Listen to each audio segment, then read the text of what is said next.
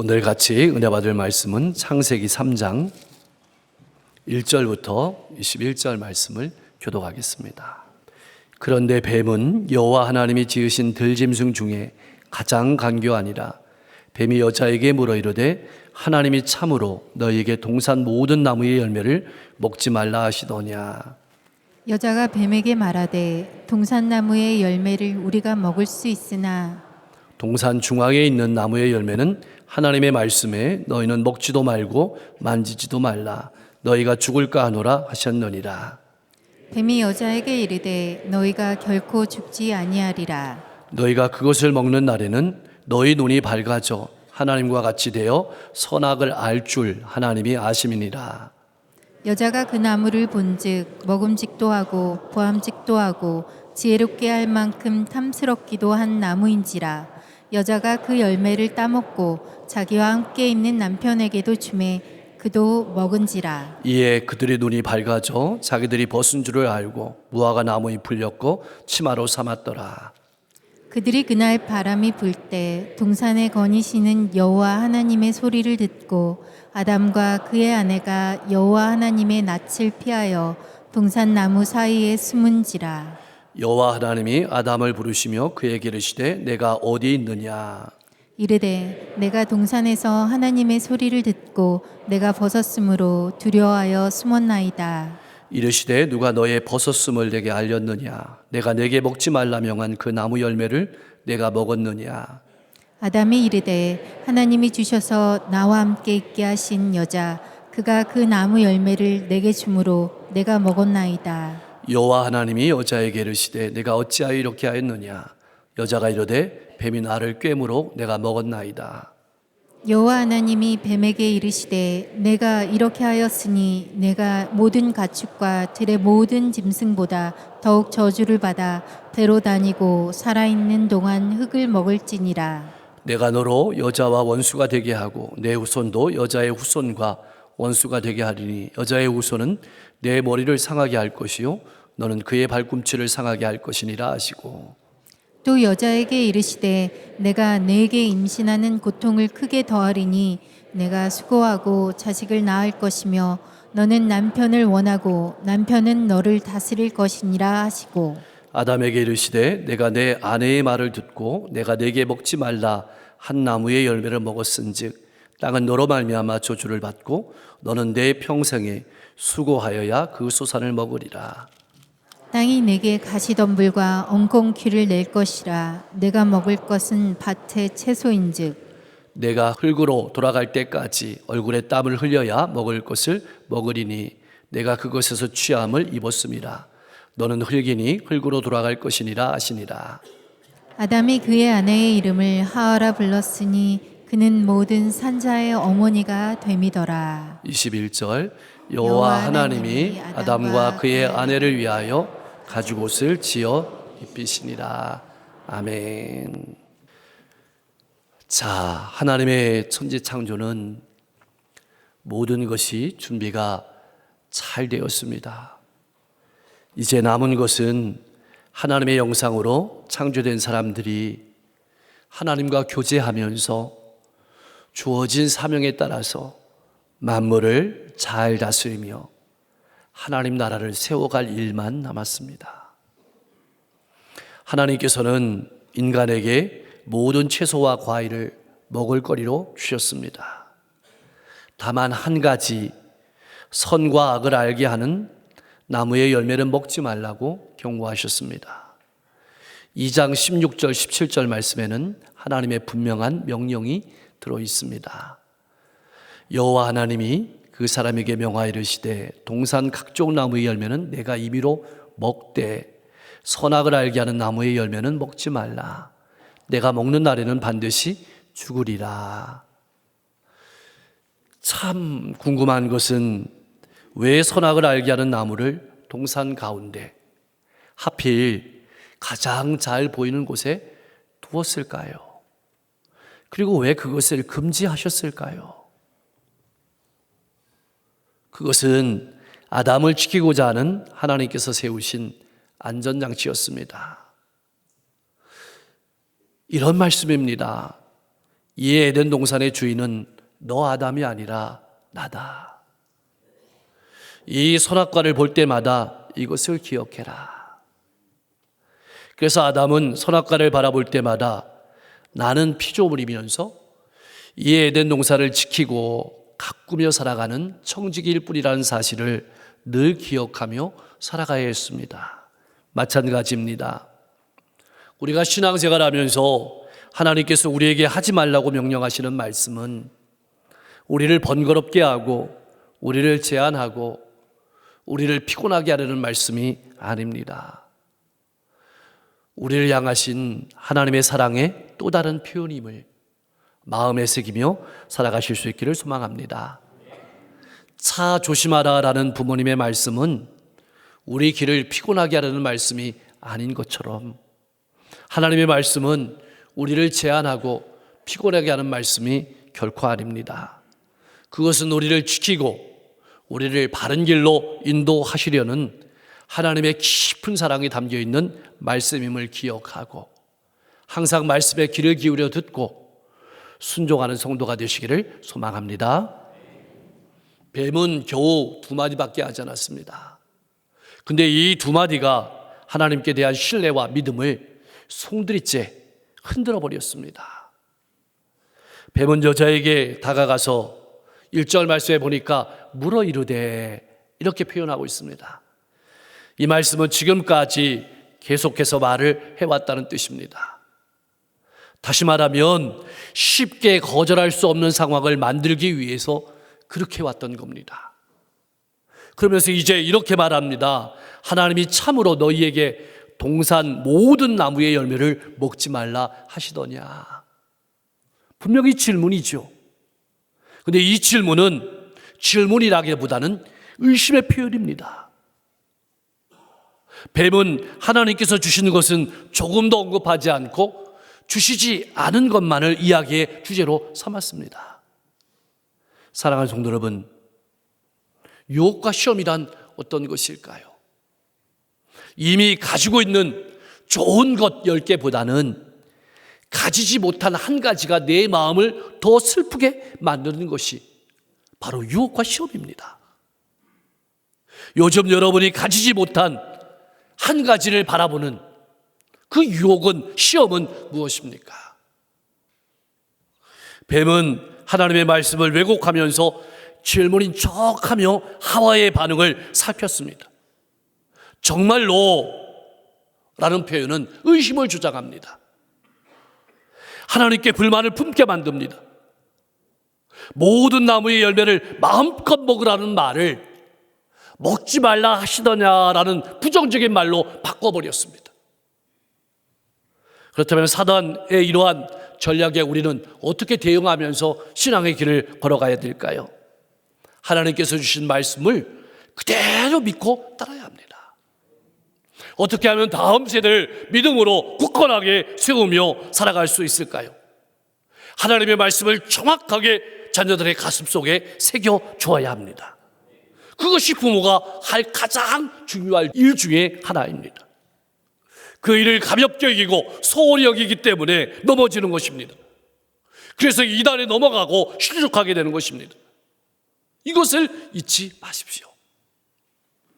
하와는 2절과 3절 말씀에 보면 다음과 같이 대답했습니다.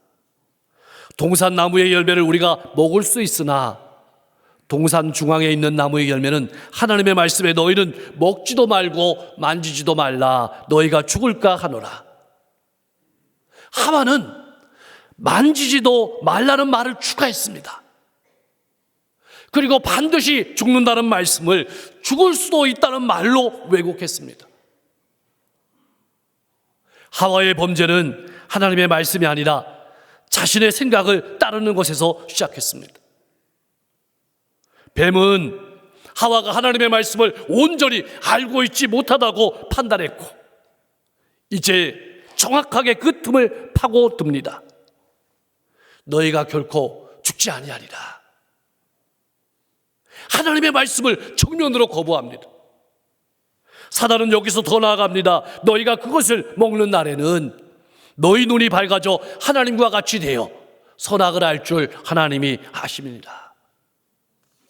이렇게 하나님의 말씀에 무엇인가를 가감하고 내 생각으로 왜곡하게 되면 어떤 일이 벌어지게 되는 것일까요?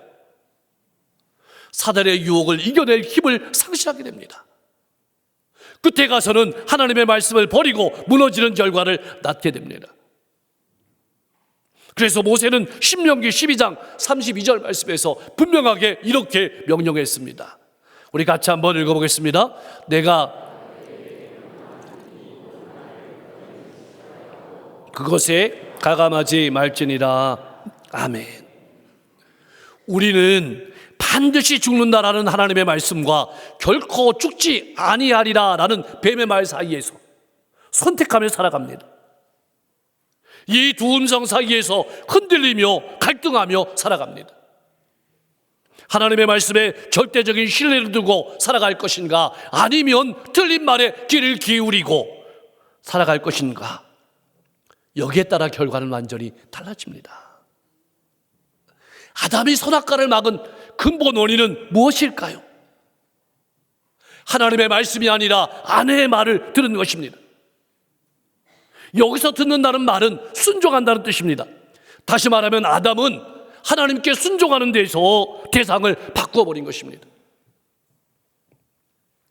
예수님의 삶 또한 시작부터 유혹이 따라왔습니다. 공생애를 시작하시기 전에 40일 금식하시고 이제 공생애를 시작하는 그 순간에 사단이 나와서 이렇게 유혹했습니다. 내가 만일 하나님의 아들이거든.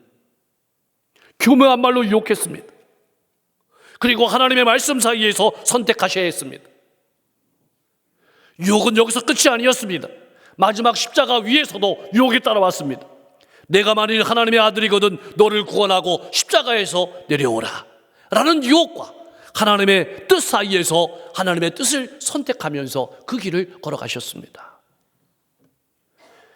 우리가 주의해야 될 것은 사람의 말이 무작정 나쁘다는 뜻이 아닙니다. 그것이 하나님의 말씀이 아닐 때 문제가 되는 것입니다. 나는 무엇을 선택하며 살아가고 있습니까? 사무엘상 15장 22절 23절 말씀 보면 사울 왕이 버림받은 이유가 무엇인지 분명하게 밝혀집니다. 사무엘이 이르되 여호와께서 번제와 다른 제사를 그의 목소리를 청중하는 것을 좋아하심같이 좋아하시겠습니까? 하나님의 말씀을 버렸다는 얘기입니다. 23절 말씀에 이렇게 기록되어 있습니다. 왕이 여호와의 말씀을 버렸으므로 여호와께서도 왕을 버려 왕이 되지 못하게 하셨습니다. 24절 말씀에 보니까 사울 왕이 이렇게 고백합니다. 내가 범죄하였나이다. 내가 여호와의 명령과 당신의 말씀을 어긴 이유는 내가 백성을 두려워해서 그들의 말을 청종하였음이니라. 사울 왕도 순종의 대상을 하나님에게서 백성에게로 바꿔버린 것입니다. 하나님의 말씀을 버리고 인간의 말을 삶의 기준으로 삼고 욕망에 이끌려서 불순종과 멸망의 길로 걸어가는 것입니다. 사랑하는 성도 여러분, 여러분의 선택은 무엇입니까?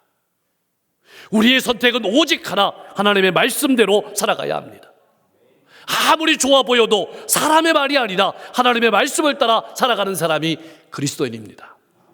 말씀은 우리의 인적 수양을 위한 도구가 아닙니다. 말씀이 오면 나는 죽어야 합니다. 이것이 신앙입니다. 그렇게 하나님 나라를 세워가는 성도가 될 수 있기를 소망합니다. 5절 말씀에 선악을 안다는 말은 무슨 의미일까요? 선과 악을 구분할 줄 안다는 뜻이 아닙니다. 오히려 선악의 기준을 정한다는 뜻입니다. 여러분, 선과 악의 기준은 누가 정합니까? 하나님만이 정하실 수 있습니다. 그러니까 사단은 이렇게 말하고 있는 것입니다. 그 나무 열매를 따먹는다고 죽지 않아.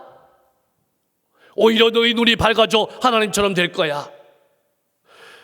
너희 자신이 주체가 되어 스스로 선악을 판단하는 멋진 인생을 살아보라고 이렇게 말하는 겁니다. 오늘 우리 시대가 그런 시대입니다. 성경은 동성애에 대해서도 분명하게 하나님께서 미워하시는 것이라고 밝히고 있습니다. 그런데 오늘날 사단은 이렇게 말합니다. 그것은 네 생각이고 내 생각은 달라. 이것이 사단의 전략입니다. 기억하십시오. 말씀 위에 바로 서지 않으면 무너지고 넘어지는 것입니다. 어떤 분들은 이런 질문을 합니다. 아담이 선악과 하나 먹은 것이 무슨 큰 죄입니까? 선악과 하나 먹었다고 증언하신다면 너무 잔인한 하나님 아닙니까? 여러분 어떻게 생각하십니까? 우리가 기억할 것은 선악과를 먹은 것은 단순히 열매 하나를 먹은 것이 아니라는 것입니다. 하나님의 말씀에 반역한 것입니다. 우리가 하나님의 말씀을 거역하면 하나님과의 관계가 깨어지면 우리의 생각은 허망하게 됩니다. 죄악으로 넘어지는 것은 시간 문제입니다. 세상을 따라가는 것은 시간 문제입니다. 우리가 하나님 앞에 온전하게 살 수 있는 길은 오직 하나님의 말씀대로 살아가는 것입니다. 사랑하는 성도 여러분, 우리가 가슴에 새겨야 될 것은 사단의 전략만이 아닙니다. 사단의 유혹에 넘어갔을 때, 범죄했을 때 나타나는 결과도 우리가 반드시 알아야 합니다. 어떤 결과가 일어납니까? 첫 번째, 사람과의 관계가 무너집니다. 아담과 하와가 눈을 뜨긴 했습니다. 근데 2장 25절 말씀을 보면 두 사람이 벌거벗었으나 부끄러워하지 않았다고 표현하고 있습니다. 이 말은 감추는 것이나 속이는 것이 전혀 없는 관계였다는 뜻입니다. 서로 신뢰하고 서로 존중하는 관계였습니다. 더 나아가서 서로 있는 그대로 받아주고 인정하는 관계였습니다. 그런데 죄를 짓고 나서 지금 어떤 관계가 되었습니까? 가리는 관계가 되었습니다. 장애물이 서게 되었습니다. 감추는 비밀이 생기게 되었습니다. 두 번째로는 사람과의 문제만 있는 것이 아니라 하나님과의 사이에도 문제가 생겼습니다. 그날 바람이 불 때 동산을 거리시는 하나님의 인기척 소리를 듣고 그들은 얼른 숨었습니다. 하나님께 등을 돌리고 도망가는 것입니다. 나의 삶은 어떻습니까? 그러나 우리가 믿는 하나님은 어떤 분이십니까? 죄인을 찾아 나서는 분입니다. 그러기에 우리에게 소망이 있는 것입니다. 아담아, 내가 어디 있느냐? 이것은 하나님께서 아담이 어디 있는지 몰라서 부르시는 것이 아닙니다. 왜 이렇게 찾고 부르시는 것일까요? 아담에게 회개의 기회를, 아담에게 회복의 기회를 주시기 위함입니다. 하나님께서는 잃어버린 한 양을 찾으시는 목자의 심정으로 찾아오시는 겁니다. 죄 지은 인간이 할 수 있는 최선은 하나님이 찾아오시기 전에 무릎을 꿇고 회개하고 돌이키는 것입니다. 그래도 못했다면 하나님께서 이렇게 말씀으로 찾아오실 때 회개하는 것입니다. 요한일서 4장 18절 말씀은 이렇게 말씀하고 있습니다. 우리 같이 한번 읽어보겠습니다. 사랑 안에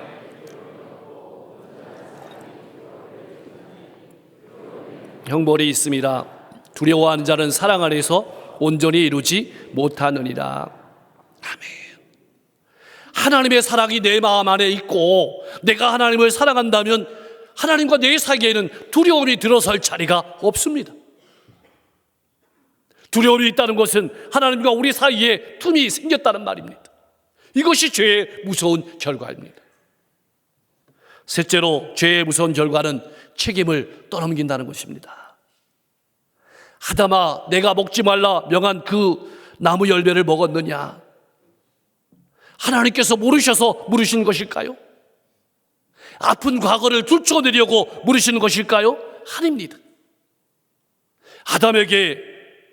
아담을 너무나도 사랑하셔서 회복의 기회를 주시려는 하나님의 사랑의 마음이 들어있는 질문입니다.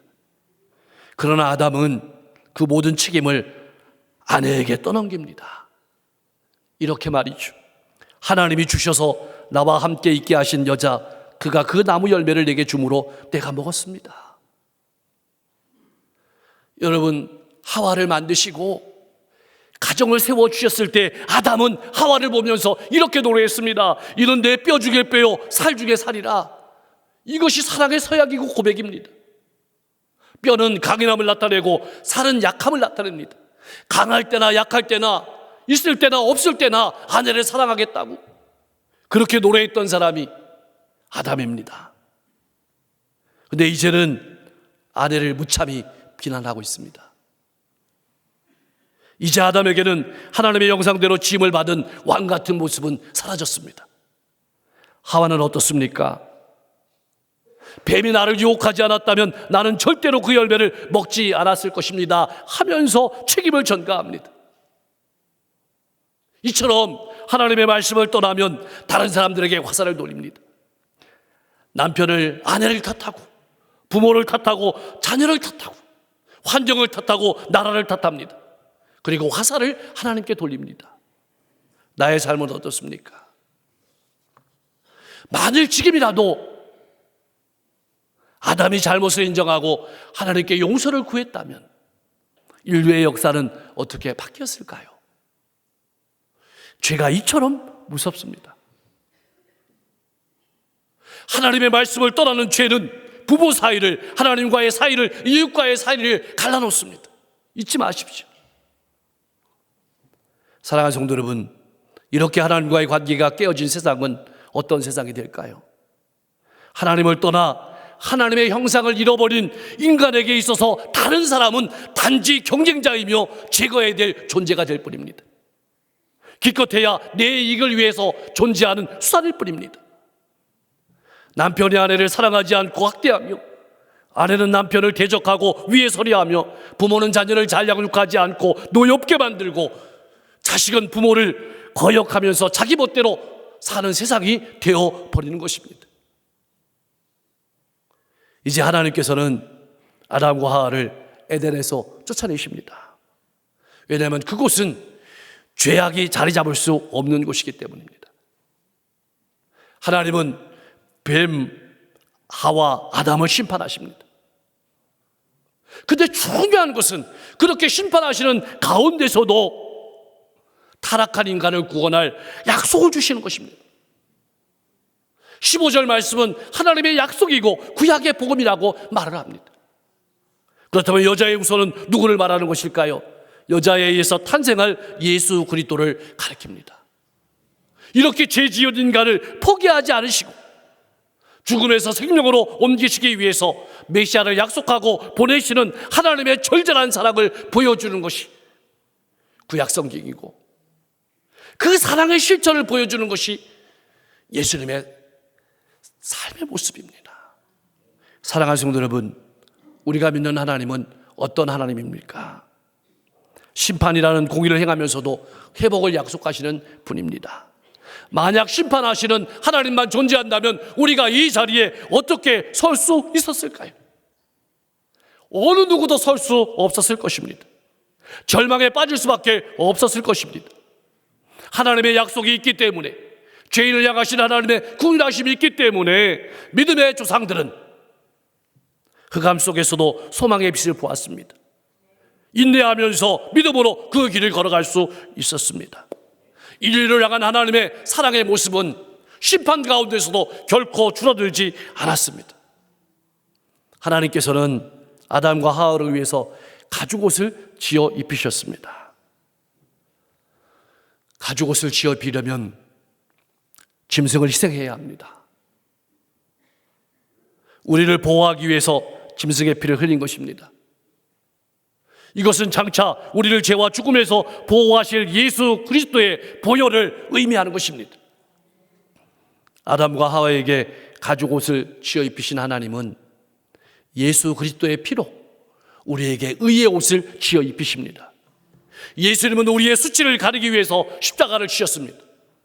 우리의 죄를 씻기 위해서 보혈을 흘리셨습니다. 우리의 의를 위해서 다시 살아나셔서 우리에게 영원한 소망이 되셨습니다. 죄인을 버리지 않으시고 긍휼과 은혜를 베푸시는, 그래서 살리시는 하나님의 눈물겨운 사랑의 이야기가 바로 오늘 우리가 읽은 본문의 이야기입니다. 사랑하는 성도 여러분, 그렇다면 우리는 어떤 사람이 되어야 할까요? 그리스도인은 어떤 사람일까요? 날마다 덮어주시는 가죽옷의 은혜 때문에 살아가는 사람입니다. 이것을 잊지 않고 살아가는 사람이 그리스도인입니다. 우리를 긍휼히 여기시고 우리를 덮어주시는 그 은혜를 기억하면서 나도 누군가의 허물을 덮어주며 살아가는 사람, 그 사람이 그리스도인입니다. 하나님께서는 하나님 나라를 세워가시는 일에 동역자를 부르십니다.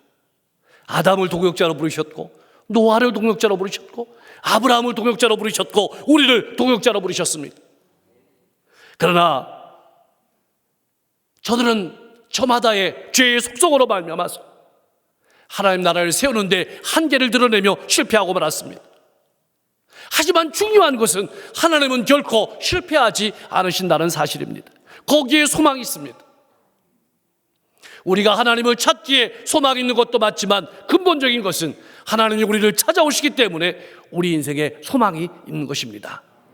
오늘 우리를 찾아오시고 다시 우리를 불러 일으켜 세우시는 하나님의 음성을 듣고 나를 통해서 하나님 나라를 세우고자 원하시는 하나님의 마음을 깨달아서 가정과 일터와 이웃 가운데서 하나님의 말씀을 따라 살아감으로 하나님의 나라를 세우며 살아가는 복된 하나님의 백성들 다 될 수 있기를 주님의 이름으로 간절히 축원합니다.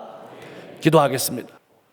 하나님의 말씀은 나를 피곤하게 하려는 것이 아니라 나를 살리려는 말씀임을 기억하며 귀 기울여 듣고 순종하며 살아가게 하옵소서. 내게 없는 것만 바라보는 삶이 아니라 하나님께서 주신 것을 바라보며 살아가게 하시고 하나님의 말씀을 자녀에게, 내가 만나는 영혼들에게 정확히 새겨주는 성도가 되게 하옵소서. 하나님의 말씀에 철저히 순종하게 하시고 말씀으로 깨닫게 하실 때 회개하고 돌아설 기회를 놓치지 않는 신앙생활 되게 하옵소서. 예수님께서 우리를 위해 자신을 내어주신 것처럼 나도 누군가의 허물을 덮어주며 하나님 나라를 세워가는 삶을 살아가게 하옵소서. 갈멜산 성회가 은혜 가운데 맞춰지게 됨을 감사드립니다. 받은 은혜를 우리의 삶 가운데 풍성한 열매로 거두며 살아갈 수 있도록 역사해 주옵소서. 돌아오는 금요일에는 또 강릉시에서 지정한 200명의 어르신들 초청 큰 잔치가 있습니다. 하나님, 기도로 또 헌신으로 우리가 사랑으로 또 여러 가지 삶의 부분들로 준비하면서 오늘까지 왔습니다. 이번 금요일 좋은 열매가 맺히게 하실 때 많은 어르신들을 하나님의 은혜와 사랑으로 섬기는 기회가 되게 하시고, 불신 어르신들은 예수님을 나의 구주로 영접할 수 있는 좋은 기회가 되게 하시고, 또 신앙을 하는 모든 어르신들은 믿음으로 힘있게 걸어갈 수 있는 계기가 되게 하옵소서. 하나님, 새로운 대통령과 위정자들이 하나님을 두려워하고 국민을 존경하고 상생하면서 미래를 열어가는 정치를 할 수 있도록 역사해 주시옵소서. 또한 우리 모든 성도님들 이 한 주도 성숙한 성도로 살아가게 하시고 행복한 가정 천국을 이루며 살아가게 하시고, 성숙한 성도와 행복한 가정이 가득한 우리 교회가 건강한 교회로 이 지역과 시대에 죽어가는 수많은 영혼들을 구원하며 살리는 구원의 방주로 복된 사명 감당하며 살아가게 하옵소서. 육신의 질병을 가지고 나온 성도 있습니까? 하나님께서 그 고통을 헤아리시고 능력의 손으로 만져주셔서 질병을 깨끗하게 치료하여 주옵소서. 마음의 고통, 인생의 문제도 해결해 주시옵소서. 오늘도 하나님의 은혜와 사랑을 가슴속에 담고 영혼을 향해 나가시는 선교사님들의 발걸음을 기억하시고 저들이 가는 곳마다 복음의 씨가 떨어져서 수많은 영혼들의 생명을 얻고 위로와 용기와 수망을 얻게 하옵소서. 우리는 이렇게 편하게 마음 놓고 예배드리지만 지구 곳곳에는 전쟁이 있습니다. 기근이 있습니다. 재난이 있습니다. 고통 속에서 살아가고 예배하는 모든 영혼들이 있습니다. 마음 놓고 예배할 수 있도록, 또 마음 놓고 살아갈 수 있도록 평화를 주시고 회복을 주시고 앞길을 열어 주시옵소서. 예수 그리스도의 이름으로 간절히 기도하옵나이다.